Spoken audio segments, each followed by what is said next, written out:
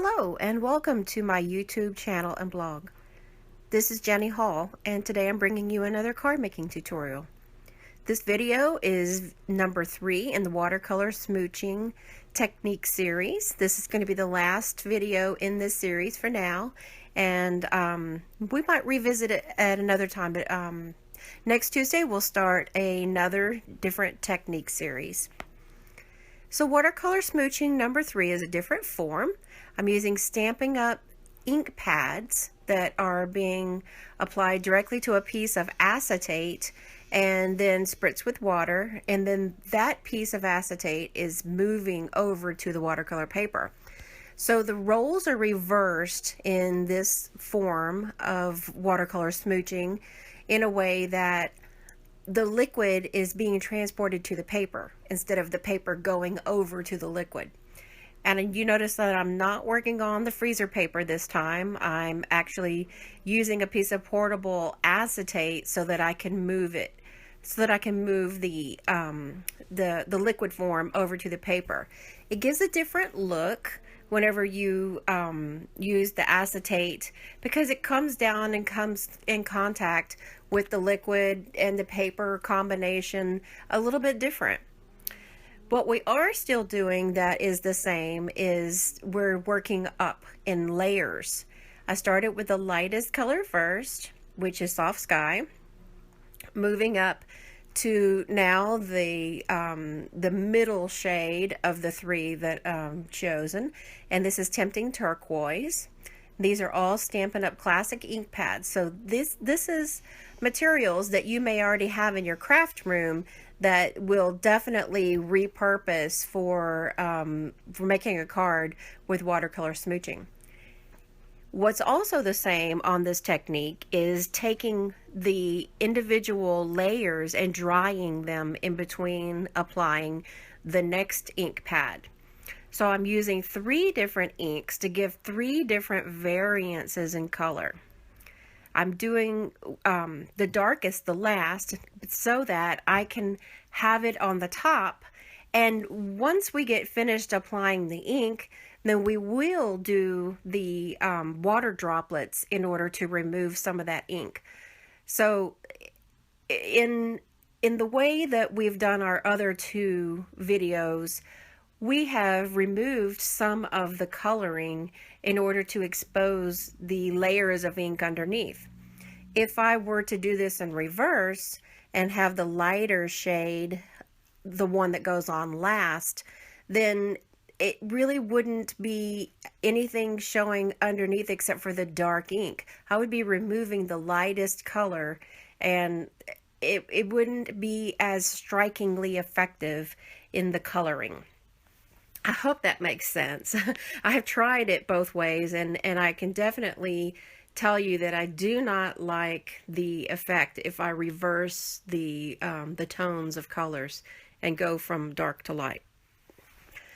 So this is the last application of ink that is going onto the watercolor paper, and this piece of watercolor paper is 4 1/4 by 5 1/2, which is the standard US card size.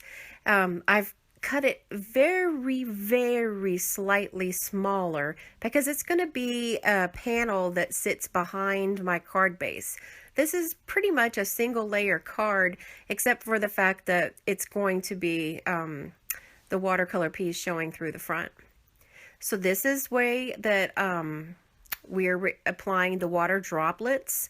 And as you notice that the places where the water droplets that gathered in my hand were then transferred to the paper, I took a clean paper towel, laid it over, and then soaked up the water.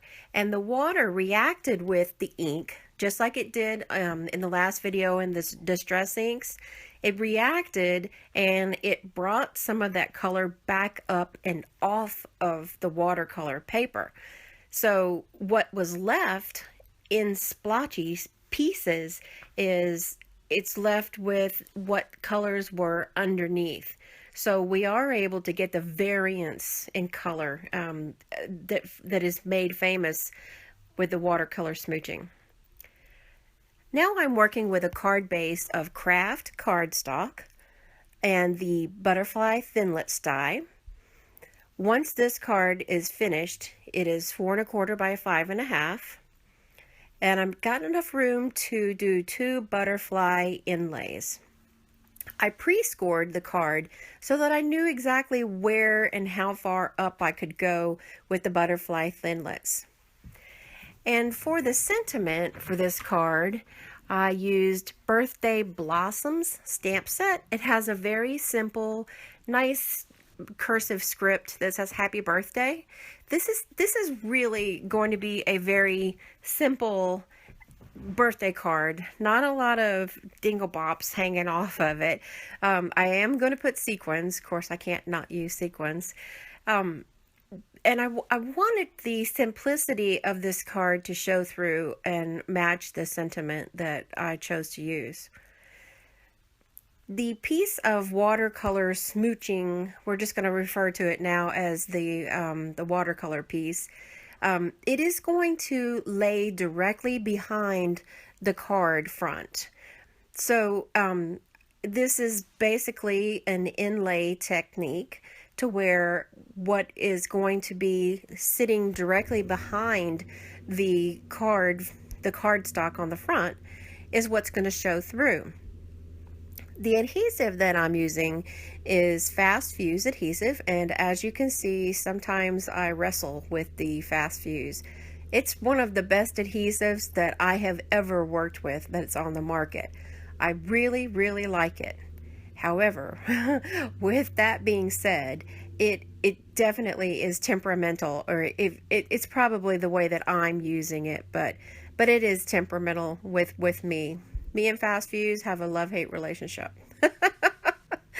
What I'm doing now is just, because I put fast fuse in the places that do not have the die cutting, then this card is able to stick to the watercolor piece.